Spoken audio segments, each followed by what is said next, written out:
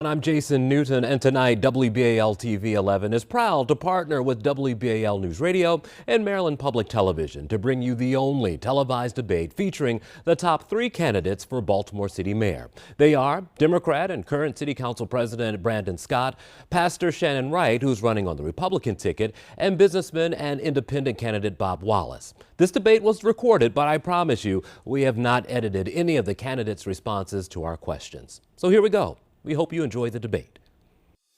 From WBAL TV in Baltimore, this is a Commitment 2020 special, the Baltimore Mayoral Debate. And we begin with opening statements from each of the candidates. And a reminder, you all have 1 minute here to introduce yourselves. Also, remember, we have determined that order in a random draw. So, Mr. Scott, you'll end up starting, followed by Mr. Wallace, and then Ms. Wright. So, Mr. Scott, you have the floor.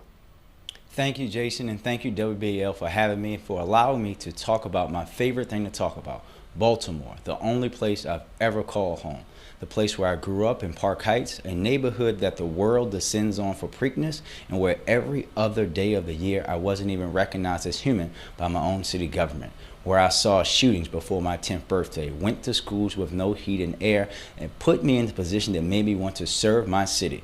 Baltimore, this election is the most important in our history. It's not just about who the next mayor will be, but what kind of mayor they will be and what they're committed to make Baltimore a better place. Will you have a mayor that's been in a fight, a mayor that will finally get a complete strategy to deal with gun violence in Baltimore by targeting violent repeat offenders and gun traffickers while simultaneously investing in our neighborhoods that have been ignored? Will you have a mayor that owns education and believes that we have to invest in our children? And will you have a mayor that understands we have to build a new city government from top to bottom, starting with accountability as the mayor? Thank you. Mr. Wallace. Thank you, Jason, and thank you, Baltimore. You know, Baltimore, the world is watching us at this moment. And for the last 10 years, they have been watching our city, but in a negative way. They've watched our city shrink in size. They've watched our city increase in violence. They've watched our city increase in poverty. They've watched our city increase in hopelessness and helplessness. And they're asking themselves now, what will the people of Baltimore City do at this moment? Well, luckily, we have a choice. For the first time in a long time, we have a choice as Baltimore, and we can decide to go back to the future, to try the old leadership model and the old programs that didn't work, or we can pivot to the future, pivot to a new leader with a new plan to economically develop our neighborhoods and our people, to pivot from the Inner Harbor and the big lofty buildings to our people and neighborhoods in the city where we can rebuild the economy on a local level. Right, that's what the next mayor has to do, and that's what I would do as your mayor, Bob Wallace. Mr. Wallace, thank you. Ms. Wright. Thank you. You know, we're at a critical, pivotal point here in Baltimore City. We're seeing that half of the failing schools in the state are right here. Crime is rising, quality of life is dropping. And the question is, do you want leadership that will continue the same failed policies, or do you want leadership that understands how to put the pieces of the puzzle together, how to make government run the way it's supposed to, how to incorporate business, and how to keep the people of this city as a first, last, and always priority? That's what, in my administration, we will do. We will focus on making sure you have a seat and a voice, and your needs are heard. Better schools, safe streets, increased quality of life, and jobs you can actually raise a family on. That's my plan, and that's what we'll do in my administration as mayor. All right, thank you, ma'am. Our first question this evening comes from WBAL TV's Andre Hepkins. Here's his question. Last week, infectious disease expert Dr. Michael Osterholm from the University of Minnesota said the next 6 to 12 weeks will be the darkest when it comes to the coronavirus pandemic. If the spread of COVID becomes critical in Baltimore City, do you have a concrete plan to keep the people of Baltimore safe from the spread of COVID-19? Mr. Wallace, you're up first. You have a minute, 30 seconds. Thank you very much. Well, the first thing to keep our people safe in the COVID pandemic is to give them the proper information that they need. As a family, we have already been impacted by COVID. My mother, my mother-in-law, my brothers, my brother-in-laws, we've had we've been impacted. in a big way. So the key thing is to convey information to the people so they know what to do. Secondly is to provide the resources of the health department to provide health resources to people as we're coordinating our effort between the state resources and the federal resources. What this pandemic has done, it has exacerbated the inequalities in the healthcare system that we have in our city and in our society. So as your mayor, my job will be to close that gap, to make sure that all of our citizens have the proper health resources, the proper attention, and the proper focus so that they can stay healthy as well. We also need to look at the businesses in our community and how we help them through that process. And I, as your mayor, will begin looking at how do we create this environment where small businesses have the resources they need to keep their businesses running, and how we can help those who are unemployed to become employed by using creative financing strategies that I will use as your mayor. But this is a very critical issue for our city and our society, and guess what? It's not the last time this is going to happen. So the next mayor has to be able to handle crises at a leadership level. That's your time, sir. Thank you. Ms. Wright. You know, the COVID pandemic is obviously something that many of us have not lived through before in terms of a pandemic. And this current administration has taught us very well what we don't want to do. We don't want to leave our businesses exposed. We don't want to leave our folks, our people exposed. We don't want to leave our first responders exposed. And in my administration, we will learn from the failed leadership of this current administration on how to do the exact opposite, which is make sure, again, folks have information, they have access to testing, they have access to equipment to keep themselves safe, that we put the resources in place to make sure our small and mid-sized black and brown businesses are protected so that we can move forward healthy and safe as a city together. And that's what we'll do in my administration. Mr. Scott. And thank you, Jason. And this COVID-19 pandemic has wrecked the world. We all know that. But first and foremost, what we will do under my administration is follow public health advice from our health commissioner and our wonderful health partners here in Baltimore City. We are in a great space where we have the people who are leading this effort in the world here in Baltimore. Everything that I've done during COVID-19 and will continue to do will be driven by public health advice. That means what we will do is focus on how we can get the information out to our people, especially in the areas in the city that we know are the hardest and the most hit and most at risk. That means making sure that we're preparing to expand testing, partnering with our hospitals, partnering with our community partners to make sure that we can get testing and contract tracing done. That means making sure that we're continuing to support citizens when they need money for rent, and businesses when they need money to make payroll, so that our citizens and our businesses are protected, but also so that we're preparing to make sure that we can get out a vaccine out to our citizens quickly when it comes. We know that each and every day COVID-19 is going to impact everything that we do. We have to implement better protections for our workers on the front line, from our trash workers, our police officers, our firefighters, our EMS, our nurses, but we also have to do the tough work of making sure each and every day that we are getting the information into the hands of people, but also acting to make sure that we are doing whatever we have to do, and that includes, if we have to do it again, shutting the city down. The next voice you'll hear is Jeff Salkin from Maryland Public Television. Here's his question. If you add together the homicides since 2015, we're now approaching 2,000 citizens who have lost their lives to violence. One of the reasons Baltimore's population has slipped under 600,000 people. Why are you the candidate who's best equipped to fix this problem? Ms. Wright, your thoughts on fixing this problem? So, again, we look at the problem and the situation that we have. We have to get crime under control. I know that I'm the best to do that because, again, I have learned from and watched the failed leadership policies. When you are in charge of a committee that's charged with looking at public safety for the city and you show that you cannot complete that task, it shows me that we need to go in a different direction. When I spend time talking with officers, they expressed that things started to change in the city when we got away from things we know work, like community policing.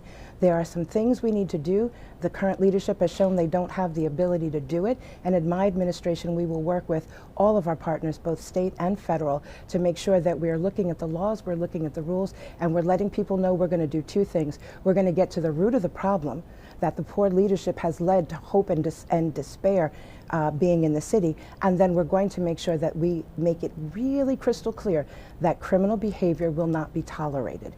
We're not going to talk cute sound bites like take away money from the police when we know we can't reallocate it to do what needs to be done.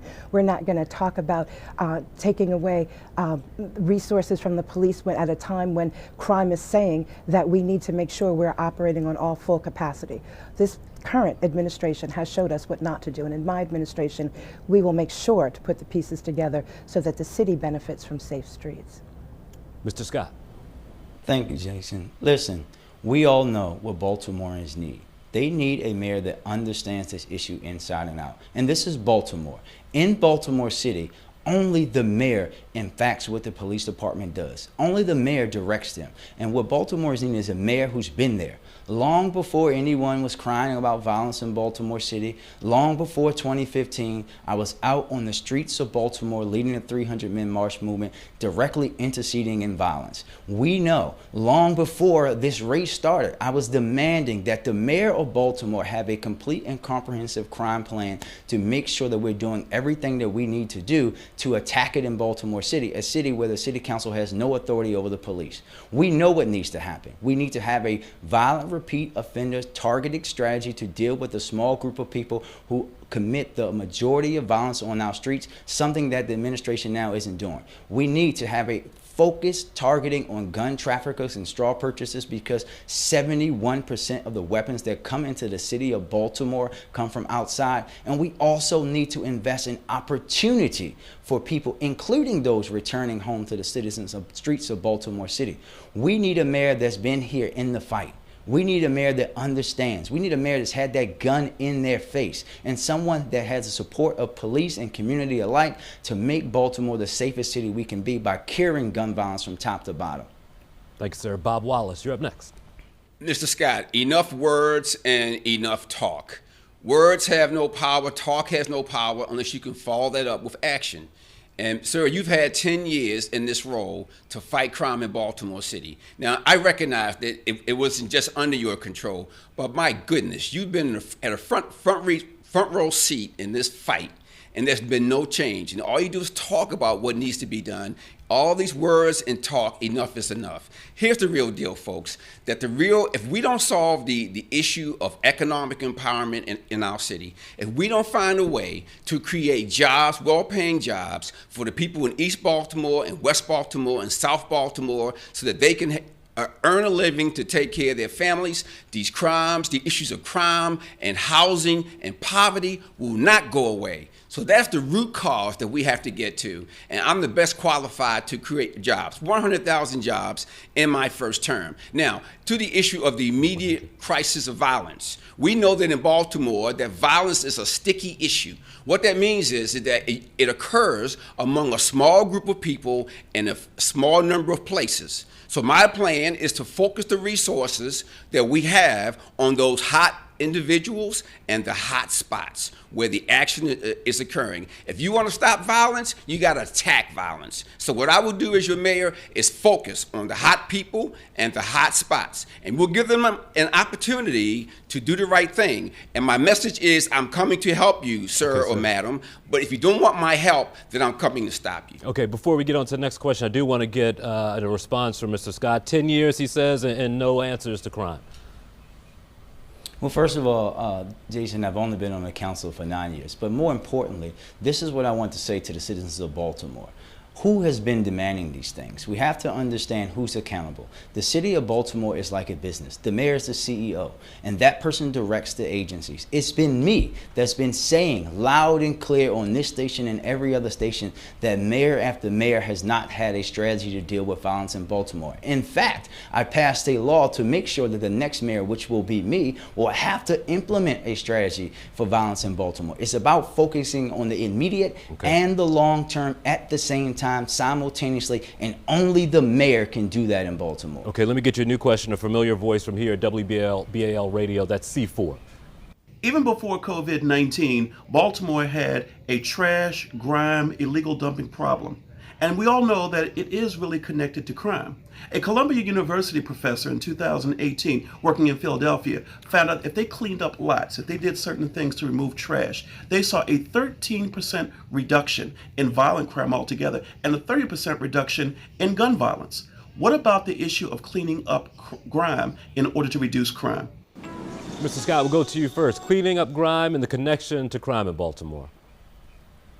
Well, we know, Jason, that this is something that we have to do, right? We understand the connection between crime and crime. This is part of why I said years ago that DPW plays just as a significant role in reducing violence as the police department. So that's why we need the interagency action, but also why we have to modernize our department. We have a Department of Public Works right now that can't even pick up recycling, doesn't have GPS in its vehicles, and those are the kind of investments that we need to make. But also, doing the things that I've been doing for the last month or 7 weeks, leading cleanups, supporting communities to make sure that they're empowered, doing things like the Philly Land Care model, where they actually empower neighborhoods to take care of lots and create small businesses and allow for young men and young women to come off of the corner to be a part of helping their neighborhood be cleaner and greener and better, and also making sure that they are going to school and things like that. We have to also reimagine waste in Baltimore City from top to bottom. That's why we're going to move towards zero waste. We know that we have to focus in on this just like crime, and that's why I always say every agency here, health, wrecking park, school, DPW, DOT, will know when I wake up in the morning, the first thing I'm going to want to know is what they've done to deal with violent crime in Baltimore City. When I go to sleep at night, it's the last thing I'm going to think about. And as the mayor, if they can't get up to snuff and make neighborhoods clean, they'll find another place to work, because we will not continue to operate this way when I'm mayor. Mr. Wallace. Mr. Scott, you mentioned the idea of the incinerator, and that is an example of the kind of leadership that you would provide as mayor. Because in that situation, you have flip-flopped so many times on what to do with that incinerator, and that is not the kind of leadership, sir, that we need in Baltimore at this time, especially when it comes to issues of operational excellence. That will take experience and someone who has done it before, as I have as an engineer and as an executive of a company. So what we need to do to pick up trash and recycle and get our city clean is to have leaders who understand operational excellence, who understand total quality concepts and how we get things done. And there are various technologies that we can use to help facilitate finding and capturing the people who are dumping illegally and then holding them accountable. But it's going to take a leader who understands the intersection of technology and processes and execution and management. And sir, you have no background in that area. You are not prepared to handle those kinds of issues. So let's be real about this. So let's focus on operational excellence, starting with the mayor and then at the department heads, but then applying total quality concepts as to how we can solve our problems. I also would implement a number of public-private partnerships to help to deal with this issue. Mr. Because Wallace, we have minority businesses in this city now I'm going to who are stop you ready, now, sir. I'm going to stop you capable, here. and willing to solve this problem. I'm sorry I have to stop you here. Mr. Scott, I'll give you a chance. Operational excellence, being able to bring it all together. What do you say? Well, first and foremost, what I would say, Jason, is listen, my position on incinerator hasn't changed. I'm a legislator. You can look at where I voted, and that hasn't changed. But the reality is that in Baltimore, we have one mayor at a time. And when I am mayor, we know we will move towards zero waste because we will hire the best people who understand that. As someone who worked in administration and worked in partnership with city staff, I know how to get city agencies moving. That's why you can hear from folks, past mayors, who've said, I am the right candidate because I know city government inside and out and what's wrong and how to rebuild it. As a leader of the National League of Cities, Large Cities Council, I've seen it how it's done around the country. Right, tested and proven to do it. Let's give Ms. Wright a shot here. The combination of grime and crime in Baltimore, how do you fix it? You know, we've heard a lot of talk about when I become mayor and when this and when that and what I've been talking about. But again, talk is a little bit difficult to hear when you're stepping over the mountains of trash still on the street.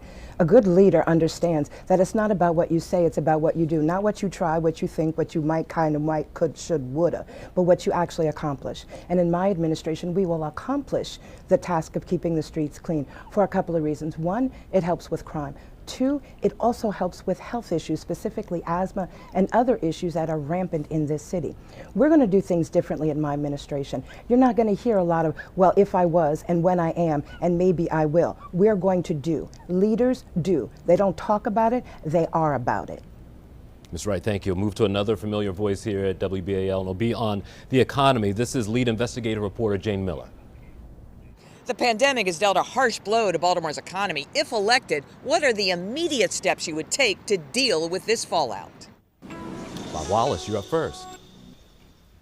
Absolutely. Well, the key thing in the fallout here is to stabilize the environment, to stabilize the economy. So let's start with the small businesses. We know, and I know as a business owner and entrepreneur, that what's important in business is cash. Cash is king. So what do we need to do? Number one, the city needs to revise and review all of its policies around zoning and codes to make them less onerous to the business community. Secondly, we need to find pathways to get cash into the pockets of our small businesses via the state level or even at the federal level.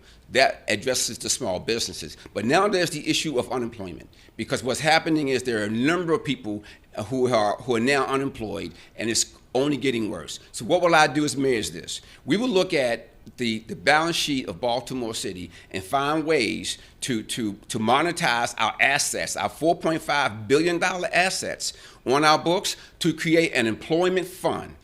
The Baltimore Conservation Corps that will provide jobs for the squeegee kids and for people in our city to do what? To pair them up with DPW, to help them to use them to pick up the trash, to cut the grass, and to clean our city up. And what we would do in the process, we would put people to work where they can earn a skill and a living until we can work our way through this difficult time caused by the pandemic. That's what a business person does. That's what a leader does. Ms. Wright. So in making sure that our businesses survive, we've got to do a couple of things really pretty quickly. We've got to make sure, and unfortunately, I hate to say this, I agree with a lot of the points that Mr. Wallace made, but I will take it further. We need to make sure that we are getting capital access for our small businesses. We need to make sure that we are helping them to make that transition wherever possible from brick and mortar to a hybrid of brick and mortar and online. One of the ways you do that is by offering and having and implementing free Wi-Fi throughout the city. Now, unfortunately, Mr. Scott and the current leadership in Baltimore have thwarted the efforts to be able to do that, and that is very sad to me at a time when our businesses all need stable Wi-Fi and our students who are all forced to distance learn at the moment. So one of the first things we're going to do, free Wi-Fi. Now, I know that the city has the ability to do this because they have test models they've been running for the last 2 years, and since they can't figure out how to make money from it, they haven't advanced that cause. We, in my administration, will cut that red tape and all the bull and be able to prioritize businesses and their needs first. We will also make sure that they have the resources, again, for capital, to be able to employ, to be able to expand and grow. In my administration, our small businesses, specifically our black and brown businesses, will thrive, not just survive during COVID, they will thrive, because we will give them the tools and the resources to turn lemons into lemonade and be stronger than they ever were. Mr. Scott, I'll get your answer. I'll also let you respond if you'd like to what was just said. All right, thank you so much, Jason. Listen, we know that COVID-19 has hurt our business community, and in particular, our small businesses in Baltimore, really our black and brown and women-owned businesses. And this is what we have to do. First and foremost, we have things on the books that the current mayor is not admitting to put into place. We have local preference. We have to look at implementing that now to make sure that our local small and medium-sized businesses are getting contracts with the city in a better way. We're going to have to look at redoing the entire procurement system over from top to bottom, which is outdated, which works against minority and black-owned businesses here in the city from getting contracts. We have to break up contracts so that its special services for big-time city contracts can be taken away, and make sure that they go to a small, medium-sized black-owned business here in the city to make sure that they have a one-up and that they are getting supported in the way that they should, making sure that the city pays people on time, something that they have not been able to do. But we also have to do the tough work of expanding and understanding something that I said at the beginning. Right now, the city should be, and the Mayor's Office of Employment Development should be, training workers who have lost their jobs through the COVID and retraining them for jobs that are going to be available today. We have to make sure that we are doing these things immediately. We have to continue to support our businesses through our federal money and grant dollars, through city money, tapping into funds that we have to support them as well. These are the things that we can do from a policy review point of view and an action point of view. We're going to keep moving here. Policing, as all three of you know, a hot button issue here in Baltimore, really across the country right now. WBAL Radio's Eurypsy Morgan has a question on that topic. Here she is. There have been calls to defund the police department, even as Baltimore City experiences records amount of crime and violence. How do you balance the need for accountability, but also the need to protect the public? Ms. Wright, tell me about that balance. So it's interesting. You know, true leaders understand that it's not just what you say when you want to get somebody's vote, but what you actually mean and what you're going to do. So to campaign on defunding the police is absolutely irresponsible, and it saddened me to see that. The thought process and the soundbite was defund the police. Then it was, well, let's reallocate money from the police, take away some of their budget and put it where it needs so we can do a little bit of prevent, not cure. And that would have worked well, except for the fact that either our current city council president was blowing smoke when he said it because he knew he couldn't do it because the charter does not give him the authority to, or he was just hoping that you all, the voters, would not pay attention enough and just say, that sounds good. We need a mayor that understands not only what sounds good to the voters, but what's actually legal and can be done. Between a consent decree and rising crime, to defund the police at a time where you don't have the authority to reallocate a penny is just irresponsible. That's not good leadership. And this city right now with COVID, we were already going in the wrong direction. And with COVID, we're kind of heading there faster. So in my administration, no sound bites, no smoke and mirrors. Real policy that puts you, the citizens of this city, first. Mr. Scott, again, I'll give you a chance to answer and respond. Thank you, Jason. This is about reimagining public safety from top to bottom. And what I think folks have to understand is this.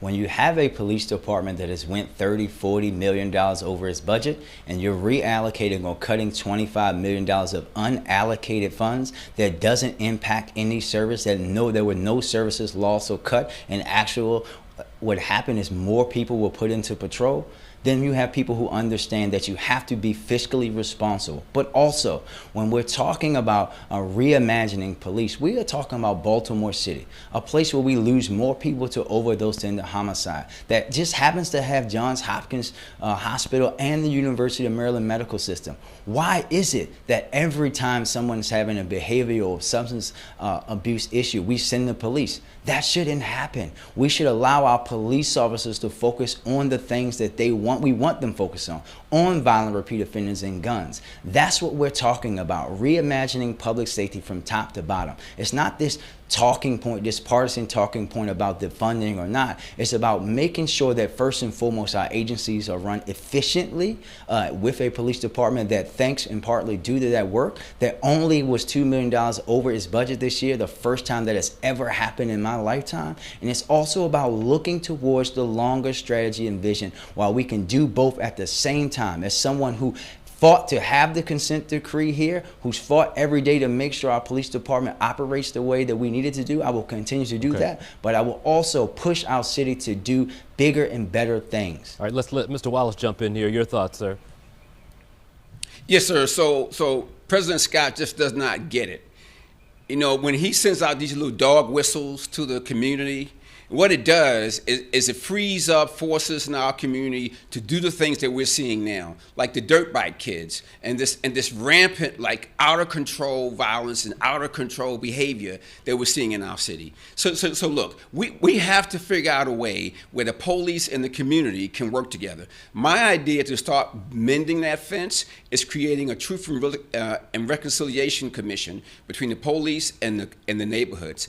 And the idea being we need to talk to one another, because there is a better way to provide public safety.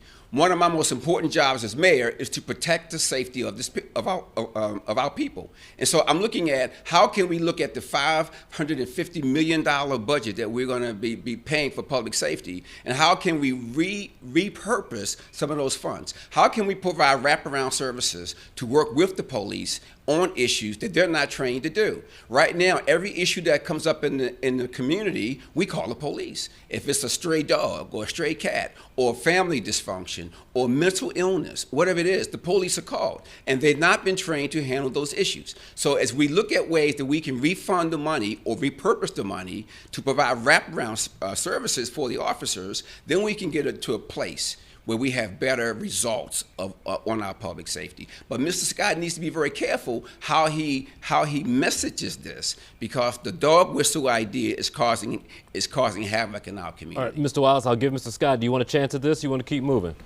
Jason, listen. Again, and as you heard, they agree with what I'm saying. It's about reimagining. That's the reality, and we have to do that responsibly over time. That's why I asked the current mayor to jointly appoint a task force with me to do just that. He declined, but we will do that as mayor. What we're talking about, we already went through and had through our consent decree, community workers who go out and help us build and rebuild relationships with the police and our communities. That's one portion of it. But we're talking about reimagining public safety from top to bottom, and that includes investing in education, that includes in substance abuse, that includes in making sure that we're dealing with behavioral health in Baltimore in a different way. And that's why I've been leading on this issue, talking about curing violence in Baltimore for years. Let me give you another safety issue here. In fact, it's going to come from WBAL Radio's Brian Neiman with your next question. Go ahead, Brian. We know about the problems with squeegee kids in the city, but the number of dirt bike incidents is once again on the rise. Many businesses and residents have complained it's become a nightmare, especially in the Fells Point area. What is your plan to combat this illegal activity? Dirt bikes as a nightmare, sir. Mr. Scott, you're up first. Yeah, the dirt bike culture in Baltimore has been here for many years, and we know what we have to do. First and foremost, Jason, what we have to do is provide opportunities for these young men and young women to ride in a safe manner. We have great organizations in Baltimore like B360 that actually take these young women and men off the streets and allow them to ride safely, but also look at this through a STEAM way of operating. The city has talked about that for years, but mayor after mayor after mayor has refused to do that. And in fact, when we were leading 300 Men March, we did just that in East Baltimore, provided a safe place for folks to ride, showed the community that we can do it without issue. We have to do that as well.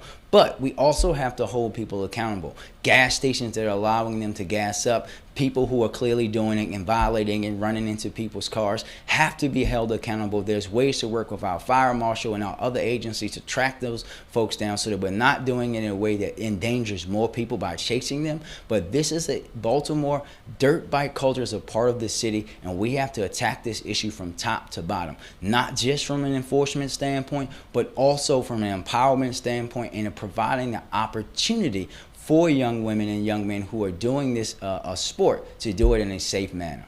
Mr. Wallace. Once again, words, right? And lack of leadership. So here's the reality, folks. There's certain behavior in the city that I will not tolerate as mayor. So this dirt bike riding, terrorizing people, squeegee kids, this will not be tolerated. Now, this is not about criminalizing people. This is about making a statement that certain behavior will not be tolerated. And the approach that I use is called my ATM approach, right? Ask, tell, make. So whether it's squeegee kids or dirt bike kids, here's the deal. You cannot behave like this. Now, we're going to help you find better options to help you, do what you need to do. So if you're a squeegee kid, how to make a better living, how to help, take care of your family. And we have a squeegee program that we're putting together that will use apps to help these young people, or whether it's dirt bike kids riding up and down the streets. So I'm going to help you find a way to do a better job. However, when I ask you and I tell you to stop and you don't, then I'm going to hold you accountable. I'm going to hold you accountable because if I come to help you and you turn down my help, then I'm coming to stop you. And so the mayor has to put that in place. Our city's out of control. People feel they can do whatever they want to do. We cannot run a city like this. So, Mr. Scott, as a leader, this would not be acceptable to me. And so we have to recognize, folks, put our foot down and say, no, this is not the Baltimore that we're going to have. And as mayor, I'm willing to stand up and say that, take the heat, to get our city back under control. All right, Mr. Wallace, thank you. Ms. Wright, I'll come to you right now. Mr. Scott, I'll give you a chance at the end. You know, it's interesting. On my way in this morning, when I was looking out the window, you could see the burnt rubber tracks and all of the pretty little shapes that were burnt in as some of the dirt bike riders were exploring and terrorizing folks in the city over the weekend. And it saddens me that, again, from Council President Scott, we hear more psychobabble drivel about reimagining. Now, let's be real clear about the definition of the word. It doesn't mean to imagine and change it. It means to imagine again. So that means when you imagined it the first time, it's not working, so you want to reimagine it instead of actually remaking it and redoing it and making it so that things actually work. Bad behavior cannot and will not be tolerated in my administration. We will do the things that we need to do to bring opportunity so that you replace the despair and dysfunction under the current leadership with hope so that the city turns in a new direction. But that has to come from leadership. You have to do the things that are required. You have to bring opportunities back in for our youth and our adults. You have to make sure that you also make it very clear that the bad behavior will not be tolerated. You will give folks an opportunity for a second chance, and then you will let them know enough is enough. And Mr. Scott, to you, enough is enough. Leadership doesn't ask, doesn't say, please, may I. Leadership does. Baltimore needs a leader that will do. And in my administration, it's not asking, it's not can we, it's let's get it done. Mr. Scott, I'll give you a chance here. Does the city need to toughen up? What the city needs is an actual leader in the mayor's office. I think that folks have to understand once again that only the mayor can direct agencies. Legislators can pass laws, and that's what we do. But more importantly, what the city needs is a leader that understands these issues from top to bottom, who understands how we need to deal with our squeegee young men and young women by making sure that we're using our Office of African American Male Engagement, going out there, identifying what's going on with them and their families, making sure that we're getting them in school, making sure that we're providing opportunities for them, making sure that we are holding them accountable when they do things wrong, but more importantly, that we have the empathy and the strong hand needed to make the city a safer and better place. Okay, leaders actually that have been here the whole time. Let's talk education right now. I have another question for you three from Jeff Salkin and Maryland Public Television. The mayor does not run the schools, but the mayor does appoint the members of the school board. Do you approve of the way the city school system has been handling the coronavirus pandemic? Mr. Wallace, I'll let you go first. City schools and coronavirus, things going well in your mind? You know, the method I've always used as an executive and entrepreneur to solve problems is to bring every stakeholder who's involved in the situation to the table and have a conversation about how we're going to fix it. I understand that the perspectives that come to the table, whether it's parents, students, teachers, administrators, government officials, they all come to the table for different perspectives. So I understand that that's how things need to be done and how we execute on policy and strategy. I've done it for 40 years.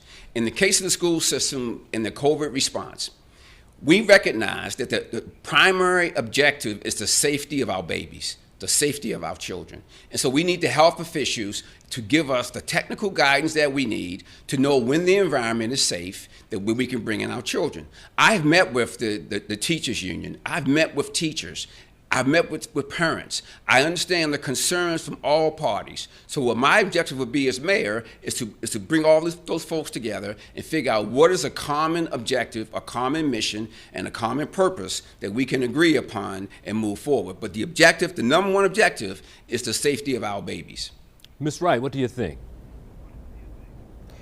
I would say that first and foremost, we have to make sure that we're operating in a way that is safe. COVID is a pandemic. It's killing people. I've lost several people in my own family, and I've seen others suffer as well. So we have to make sure that whatever we do with regards to the schools and the time frame in which we reopen, we do it in a manner that is safe for our children and for our teachers and the administrators. Now, I would also say that this would be a time to be able to use this opportunity to rebuild and rethink, not reimagine, rethink how we want our schools to function. We know that half the failing schools in the state are here in Baltimore City. This is that time to bring all those stakeholders to the table and make a plan so that when we do reopen our schools, they're actually functional, that they are actually operating in a manner that children, when they walk in, feel engaged and ready to learn, and teachers, when they walk in, are ready to teach. It's about the mindset, the physical building creating the mindset that we need so that our education system becomes effective. And I will also say that this would also be that time to revisit the idea of citywide Wi-Fi. And it saddens me that folks talk about we're going to give hotspots when they know that we don't have stable internet in the city. Folks talk about giving tablets or laptops when, again, they know we don't have stable internet in the city. We have to stop talking at cross purposes when it sounds good and actually do the things that are needed.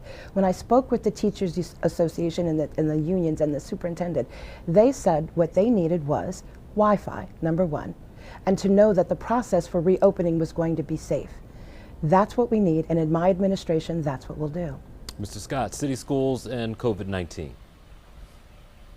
The school system has been handling it very well. They've actually did what you call polling and working with the teachers union, working with parents and students and doing that work. You know, I led the city council in the city of actually giving the school system $3 million more for more Wi-Fi hotspots and for laptops, but we know that it's not enough. We have to continuously do that. The mayor, and what I will do as the candidate in this race endorsed by the teachers union, as a graduate of Baltimore City Public Schools within the last 20 years, bring everyone together consistently with our health commissioner, the teachers union, the school CEO, to make sure that we're all on the same page, make sure that we are hearing from our students directly, make sure we're hearing from our families directly, because it's about keeping our students safe, it's about keeping our staff people safe, not just our teachers, but our janitorial staff, our coaches, our paraeducators, all of them have to be safe. And we're doing this amidst a time of COVID-19, but also amidst a time where we know when the General Assembly comes back into session that hopefully they will override the governor's veto of the Kerwin Commission funding, the most important legislation facing the state of Maryland in my lifetime. We have been doing okay. We can get better each and every day. We have to make sure that we're following public health advice, providing opportunities for students that need to. Some students, we've been doing that with Rec and Parks, small spots for people to learn in place, but also thinking about our special ed students and our day school students that probably need to be in a place where they're educated by a professional educator. We have to do all of that tough work together. But before we get to the last question, I do want to ask you each, and I'll give you 30 seconds to respond. Should kids be in the classroom right now, do you think? I'll let you go first, Mr. Scott. Well, I think, listen, by and large, Jason, it's not safe. We know, but in Baltimore City, we actually have to be honest with ourselves. And this is why Rec and Parks and the school system and other organizations have partnered to create these virtual learning pods to make sure that young people can actually do that. This is why the school system announced a bringing back of a small amount of students in schools. When you think about our special ed and day school students, as I just talked about, students that have learning issues that they have to learn from a professional teacher because their parent is not going to be qualified. We have young people who parents are going to be at work. I think it has to be a mixture, but by and large, we should remain in the state that we're in. Let's let Ms. Wright get a shot at this. Should kids be in now, do you think, in city schools? I think that that's a decision that's best made by the healthcare folk that can tell us how to do these things safely. I do believe, though, we need to get children back in the buildings as soon as it is safe to do so. There are different styles of learning. Some are able to do hands-on, some are book learners. It depends on the learning style of the student, and not all students can get that positive learning experience at a distance. So we need to be able to bring students back in as soon as it is safe to do so. Sure. Mr. Wallace, you're a fellow poly engineer. Should they be there on Falls Road right now? Well, you know, as a father, Jason, of 5 children and 8 grandchildren, I recognize and understand the issues around children and their safety. So my answer is, until the parents and until the teachers are convinced and comfortable that the schools are safe for them, then the kids should not go back to school. And we have to listen to the teachers and listen to the parents to give them clear so they can provide their input on the safety of their children. So until the parents and the teachers are comfortable, I say not. I say not. All right. Our final question comes from my colleague, Deb Weiner, here at WBAL TV. Deb. When it comes to ethics and corruption in Baltimore City, there are voters who believe it isn't if the next leader will disappoint them, but when. What specific lessons did you learn from the fall of previous mayors, recently Catherine Pugh, who is now in prison? And who will you surround yourself to monitor the distorting lure of power and politics? And I'll give you 2 minutes to respond to this. Ms. Wright, you're up first. So that's an interesting question with a lot of moving parts. One thing as a voter watching this right now, what I would not do is vote for a leader that comes from those failed administrations, those corrupt and criminal administrations that we were just discussing. So if you want change in Baltimore and you want a new direction in Baltimore, you certainly would not elect someone that comes from the same soup, some of which is in prison now. That's number one. Number two, I was raised to understand that you don't do anything during the day that's going to cause you to lose sleep at night. Now, interestingly enough, I had the opportunity to speak with some business folks recently, and they said, well, we're a little bit concerned that your ethical fiber and moral compass might prohibit you from being able to make the deals that are necessary in Baltimore City. And I will say to all of you this: if my ethics and the fact that I live by my moral code that I raised my children and my grandchildren to live by is problematic, then you might want to look at your opinion yourself in the mirror and understand why this climate and culture of corruption has been allowed to continue in this city. Now, if you want to make sure that you are getting rid of that climate of corruption, you have to elect leaders, one, that are not infected, number one, and number two, that are not in this for superficial factors, but are really in this to make a difference and a change. You will see by my actions and by my deeds now throughout my campaign and as your next mayor. I'm not going to do anything that's going to harm you, because my goal is to give you all the first, last, and always a priority in the city.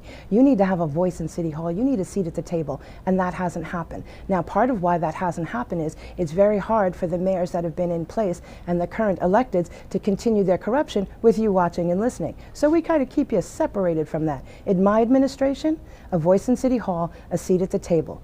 I can't do things with you watching, and that's how it needs to be. You hold me accountable just as I hold you accountable. Mr. Scott. Thank you, Jason. This is a great question, and I want the citizens of Baltimore to hear me very clearly. I do not care about the status quo.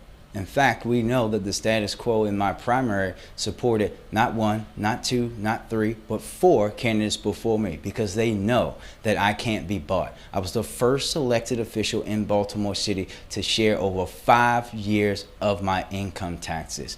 This is not about money for me. It never has been. It's about serving the citizens of Baltimore, making the city that I've lived in my entire life, where I've never left, where I've voted in every election since 2006 in my city, a better place. This is a person that I led a city council that closed the Healthy Holly loophole, that gave the Inspector General more power, that moved the Board of Ethics to underneath the Inspector General so that she can continue to root out corruption. We, as a city council, changed the law about who had to file ethics filings in Baltimore City to make sure that we're having a more open and transparent government. As council president, I led a city council that changed rules in Baltimore City that was going to weaken my power as the mayor of Baltimore, because it's about what's best for the city, not what's best for Brandon Scott. It's about how Baltimore can be better, not how I can be better. I don't drink, I don't eat meat, fancy restaurants, skyboxes, none of that stuff matters to me. What matters to me is those young women and young men that I see on the streets, that I see at their schools, that I coach, that they will live in a city that they can look up to me and know in their heart that that person is the same person who grew up standing on the corner of Park Heights and Cold Spring, the same person that went to school here, the same person that led 300 Men March.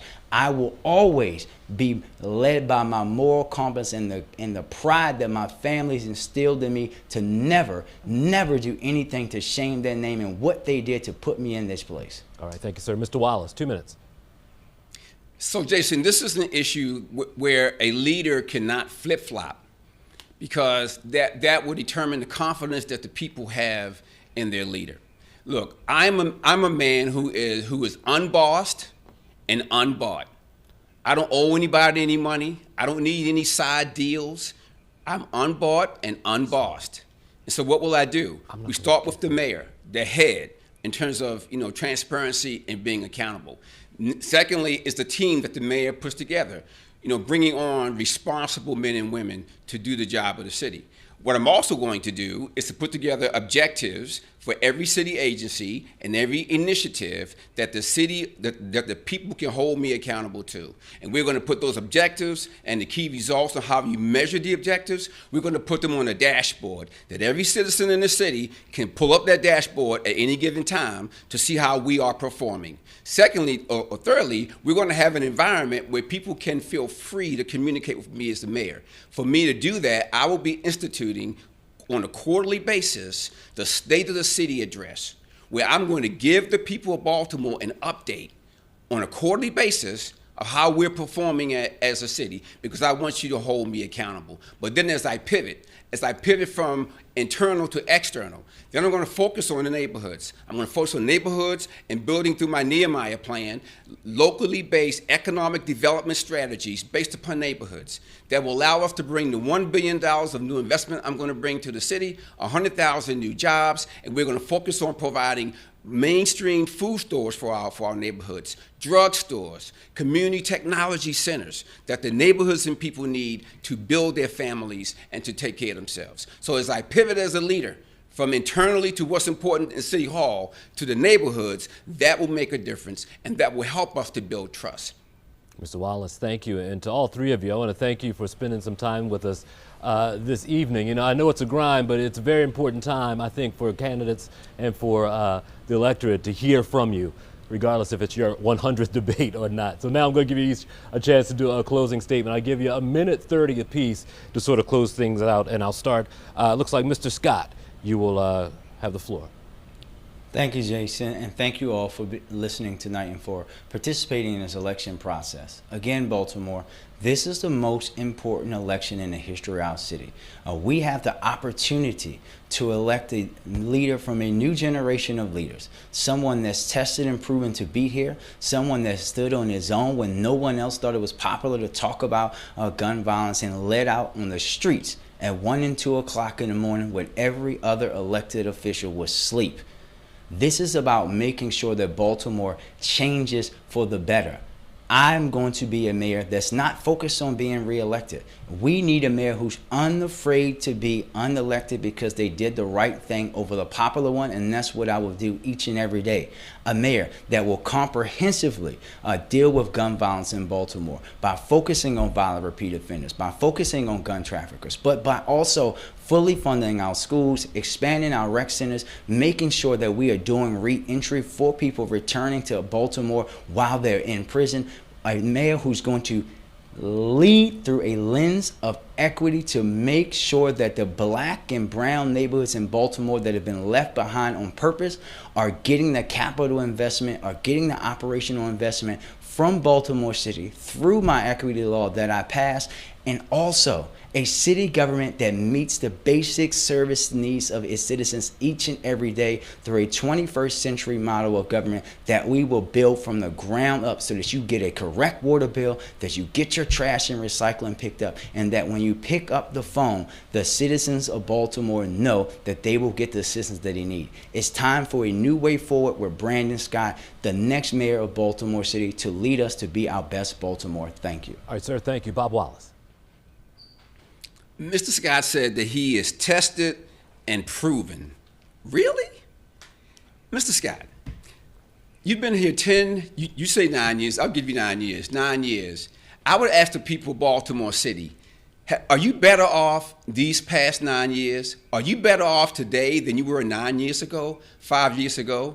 Forget that.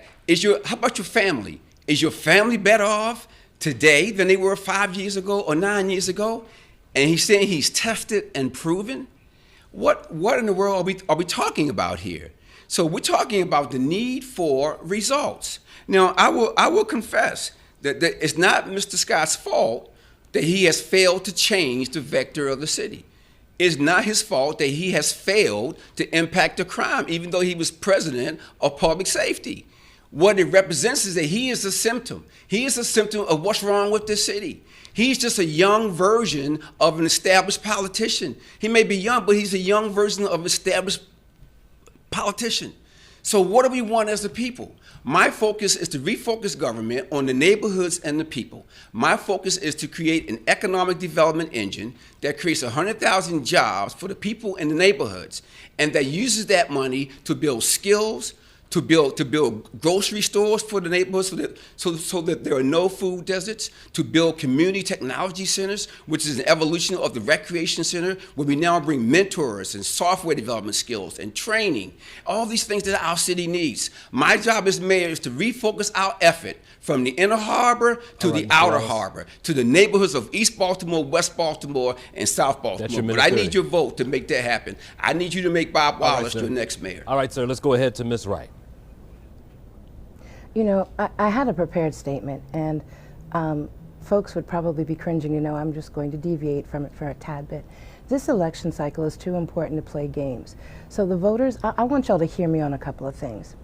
Now, Mr. Scott has said a whole bunch of real cute things that sound really good, but I want you to understand something. Good leadership understands how to see the problem, how to put together a plan for today, tomorrow, 5 years, and 10 years. Now, hear me on this. The only thing Mr. Scott has been able to convince me of, and hopefully you of, is that he understands the problem because he's lived it.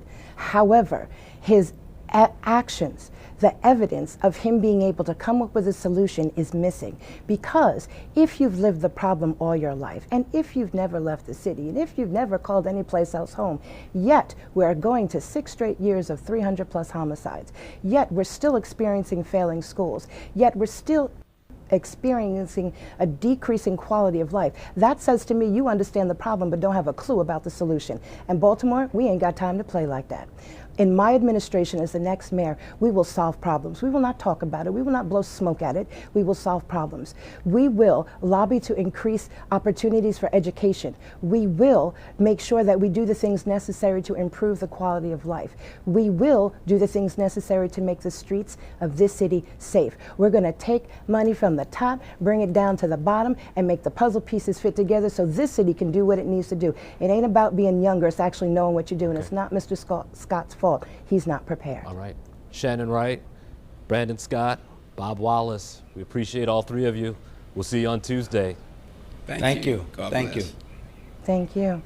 All right, voters, now it's your turn. Early voting continues from 7 a.m. until 8 p.m. through Monday. Eligible voters can cast their ballots at any early voting center in the jurisdiction where you live. Now, if you're voting by mail, make sure your ballot envelope is postmarked by November 3rd, or you can drop it off at any official ballot drop box before 8 p.m. on Election Day.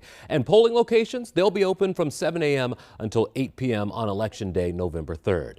And you'll find a list of all the early voting locations and ballot drop boxes right on our website. It's WBALTV.com and on the WBAL-TV mobile app. I'm Jason Newton, and on behalf of my colleagues here at WBAL-TV 11, WBAL News Radio, and Maryland Public Television, have a great night.